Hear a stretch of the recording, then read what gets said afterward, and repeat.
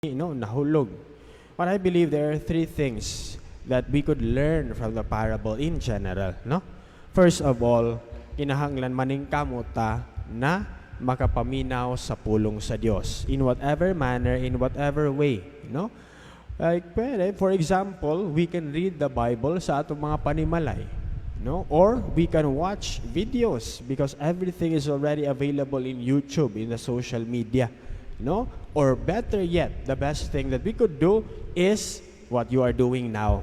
Go to Mass every day, because you do not only receive the Word of God in the Mass, but you receive Jesus in person, no? During the sacrament of communion, no?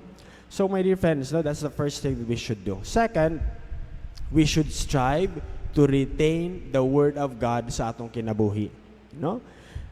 Because as we all know, no, in the Gospel, Jesus explained, the moment that we receive the Word of God in whatever manner, in whatever way, ang yawa, ang demonyo, maningkamot gud siya nga kuhaon kini sa atoa, in whatever way gihapon nga iyang buhaton, no? For example, gamiton niya ang problema, no? Gamiton niya ang laing tao, gamiton niya ang lahing circumstance para kanang atong nakuha na pulong sa Dios, imbis na buhaton nato sa atong kinabuhi, mangalimtan nato tungod sa daghang problema, daghang concerns sa kalibutan, sa atong kinabuhi, no?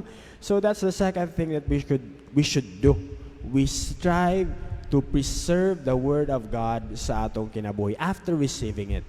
And the third and the most important thing is we have to spread the Word of God to others. You know?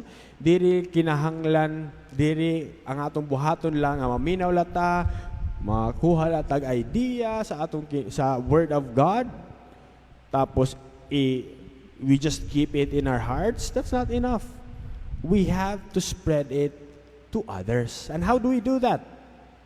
Pwede ka you can share it to your friends, no? Mag-share ka, kung sa'yo na imo na naminawan sa homily, karong buntaga, no? Karong adlaw, or you share to others what you have heard, what you have seen in the gospel, in YouTube, or etc. But the best thing, the best manner of spreading the Word of God is to spread it through our actions, no? Just do an act of kindness every single day. Once. No? Kausa lang. After yung pagsimba karon, after you go out for the rest of the day, 24 hours, pila na lang ka oras karon, 24 minus 6, 18 hours for the rest of the day, just do one act of kindness. Usa lang. No? A simple, good morning, pangumusta, sa inyong silingan, sa inyong mga higala, mara na siya. Just one. Do it once for this week. For the next week, do it twice. Kadua, kabuok. For the next week, do it thrice. For the next week, last week of the month, do it 4 times. Then for the next month, add 1. No? So para next month, sa first week niyo, you do 2, the next week 3, 4, 5, and so on and so forth. You know the drill. No?